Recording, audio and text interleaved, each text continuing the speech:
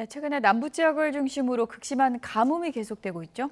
내일부터 광복절 연휴 내내 비 예보가 나와 있는데요. 공항진 YTN 재난자문위원과 함께 날씨 관련 이야기 나눠보도록 하겠습니다. 어서 오세요. 어서 오세요. 네, 안녕하세요. 뭐 최악의 가뭄이다 이런 얘기까지 나오고 있는데 어느 정도 심각한 가뭄입니까? 지난해 우리가 그 강릉에서 아주 심각한 가뭄을 경험했잖아요. 그러니까 예. 지난해 강릉보다는 조금 못 미치지만 사실은 지금 필요한 시기에 물이 필요한 시기에 가문 거라서 그래서 걱정이 큽니다. 근데 수치적으로도 올 가뭄 경남 지방의 가뭄이 상당히 심각한 걸로 나와 있는데 올 누적 강수량은 평년의 한 절반 정도 돼요. 그래서 절반 정도 되는데 문제는 최근 2달 동안으로도 이렇게 좁혀보면 부산 경남의 23.6%에 머물고 있거든요. 그러니까 예. 4분의 1 정도에 머물고 있고 한 달로 좁혀보면 더 심각한데 최근 한 달 동안 내린 비가 16.5mm. 그러니까 보통 여름철 소나기 한번 오면 뭐 30mm 비가 오잖아요. 근데 16.5mm의 비가 한 달 동안 왔다는 거는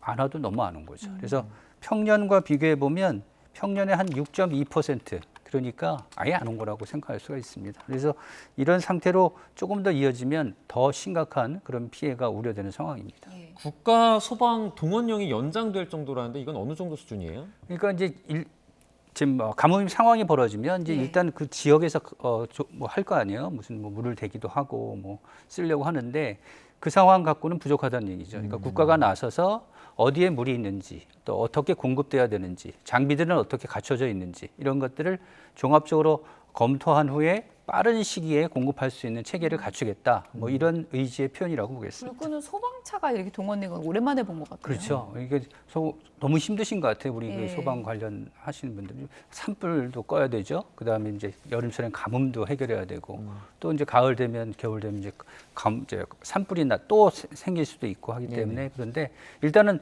물을 공급해야 될 필요가 있기 때문에 물이 있는 소방 차를 동원해서 많은 물을 지금 공급하는 것으로 계획이 나와 있습니다. 네. 자, 특히 가뭄이 실제로 많이 심각한 그런 경남 지역의 주민들은 뭐 물 한 방울도 좀 이렇게 아껴 쓰고 있다라고 하더라고요. 네네. 그래서 저희가 이제 현지에 있는 주민의 이야기를 좀 저희가 듣고 이야기를 더 나눠보도록 하겠습니다. 수돗물을 가지고 밥이라든가 생수 이용한다든가 모든 주민들이 합심하여 빨래는 빨래터에 가지고 빨기로 결의하여 가정주부들은 모든 빨래는 빨래터에 가지고 빨고 있습니다. 보기 드문 현상이죠. 앞으로 날씨가 더 안 가물어야 되는데 가물면은 이런 행동도 지속적으로 하면 아마 불편할 것 같습니다. 평생 농사 지어도 감나무가 시들지 않았는데 올 가뭄에는 감나무도 새들하게 시들고 가뭄과 관련한 현지 주민의 목소리도 들어봤는데 냇가에 가서 빨래한다는 얘기는 진짜 굉장히 이례적인 현상 아닙니까? 이건 그렇죠. 예. 뭐 지금은 이제 상수도가 잘 공급이 돼서 예. 웬만한 곳은 이제 물이 있는 곳은 잘 공급을 하잖아요. 그래서 좀처럼 이제 냇가에 갈 이유는 없었는데 최근에는 물이 워낙 귀하니까 물이 있는 곳에 모이는 것이죠. 그래서 조금이라도 그러니까 식수 같은 걸 좀 저장을 좀 해놓고 나머지 네. 허드렛 물은 이제 냇가물로 쓰자 뭐 이런 의도 같은데 그만큼 그 아픔이 좀 느껴지는 것 같아요. 그래서 빨리 비가 와야 되는데 다행히 비 소식이 있긴 한데 네네. 어느 정도 비가 올지는 뭐 좀 지켜봐야 될 것 같습니다. 일부 지역에서는 기우제를 지낸다 그래요? 네. 네. 보통 이제 기후제는 아주 답답한 마음이 아니면 네. 요즘에는 이제 실행을 옮기기가 좀 어려운 건데. 네, 최근에 본 적이 없는 것 같아요. 네. 근데 이제 워낙 힘드니까. 예. 그리고 여름철에는 사실 우리나라 비가 여름철에 한 4분의 3이 쏟아집니다. 그래서 한 뭐 100mm, 1000mm 가까운 비가 쏟아지는데 지금 문제는 이 여름에 비가 안 오는 거거든요. 여름에 비가 안 오는 이유는 폭염하고도 연관지어서 생각할 수가 있죠. 폭염이 계속되니까 우리 중부지방은 그래도 비가 7월 중순까지는 좀 왔지만 남부지방은 일찍 장마가 끝나면서 폭염이 이어졌잖아요. 그래서 뭐 경남 양산 지역 기온이 42도를 넘기도 하고 이런 기록적인 폭염이 결국은 토양을 아주 마르게 한 거죠. 그래서 원래는 이제 토양 속에 수증기가 있으면 이게 올라가면서 냉각을 시켜서 공기가 좀 시원해지기도 하는데 올해는 그것이 불가능한 상태가 예. 됐고 그러니까 모든 수증기들이 다 밖으로 빠져나간 상태니까 땅이 이렇게 척척 갈라질 수밖에 없고 예. 그러니까 지하수가 주야시를 쓰는데도 한계가 있지 않습니까? 그러니까 결국은 우리 있는 곳을 찾아서 움직일 수밖에 없는. 그리고 그것도 이제 안 되니까 이제는 예. 좀 비가 좀 제발 내려달라 하는 그런 의식을 치르는 뭐 그런 기후재 상황까지 그래픽에 된 거죠. 준비되어 있는 것도 보여주시면 좋을 것 같은데 네. 울산 울주군이나 경남 함안군에서 이렇게 비를 내려달라 이런 기후재까지 지내는 그런 상황입니다. 이렇게 가뭄이 극심한 상황에서 그래도 다행인 건 비 예보가 있더라고요. 그러게요. 예. 다행인 거는 정말 비 예보가 있는데 오늘도 제가 오다 보니까 하늘이 어제는 굉장히 높고 푸르렀잖아요. 네. 근데 오늘은 먹구름들이 좀 있더라고요. 그래서 중부지방에도 소나기 예보가 나와 있는데 내일은 이제 본격적인 굵은 빗줄기가 꼭 비가 필요한 남해안에 이제 비가 올 것으로 그렇게 전망이 되고 있습니다. 가뭄 지역에 비가 오는 거군요. 그렇죠. 예. 네. 그래서 이 비가 이제 내일 예보되는 비는 사실은 중국에 상륙했던 태풍 13호 태풍이 그 비구름을 아직도 갖고 있습니다. 이 비구름이 나오면서 서해를 지나면 바다죠. 바다를 지나면 수증기 공급이 원활하기 때문에 예. 비구름들이 좀 더 발달할 수 있거든요. 이렇게 발달하는 비구름들이 우리나라로 들어오는데 예. 그 강한 동풍, 남동풍이라고 해서 남쪽으로 들어오는 강한 그 기류가 생겨요. 근데 우리나라 지도를 보면 남부지방에 이렇게 산이 높은 데가 많습니다. 네네.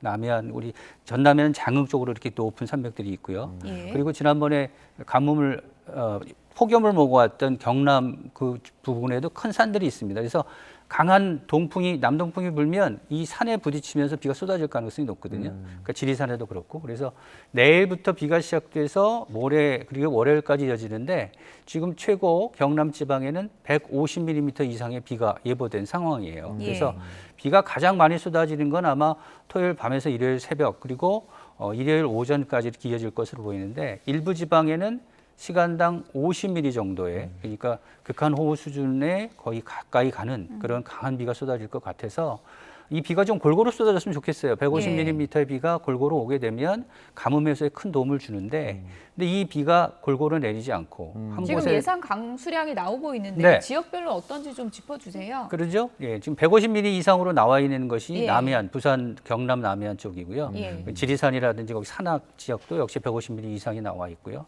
120mm는 지금 전남도 지금 비가 부족하거든요. 그래서 전라남도에도 120mm 이상의 비가 나와 있고 그밖에 남부지방은 대부분 한 80에서 100mm 정도 많게는 그런 비가 예보가 되어 있습니다. 그리고 네. 중부지방으로는 지금 비 예보가 나와 있긴 하지만 양은 매우 적어요. 그래서 5에서 30mm 정도에 그치는 것으로 그렇게 전망할 수가 있겠습니다. 네. 매년 사실 이런 가뭄이 비슷한 가뭄들이 좀 반복되잖아요. 근데 그럼에도 계속 이렇게 피해가 발생하는 건 좀 대책 부분에서 좀 조치가 필요한 거 아닌가요?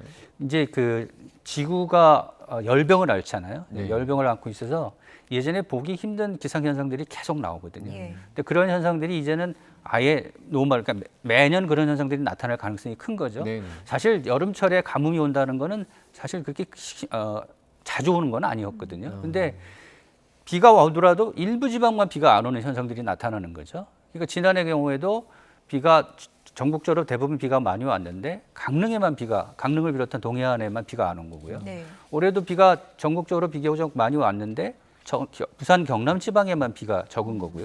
이렇게 국지적으로 가뭄 현상이 나타나는 것도 아예 뉴노멀의 하나, 그러니까 늘 겪을 수 있는 거라고 생각을 할 수가 있는 거죠. 그러니까 대책으로는 비를 어떻게 하면 잘 모을 수 있을지, 그 모은 빗물을 어떻게 하면 잘 공급할 수 있을지를 예. 좀 체계적으로 국가적인 지도를 그려서 그런 공급을 어떻게 할지에 대한 면밀한 그런 계획들이 만들어져야 될 것 같습니다. 네, 이게 뭐 비 예보가 호우가 되면 또 안 되겠고 가뭄을 해결하고, 해결하는 것도 좋지만 예.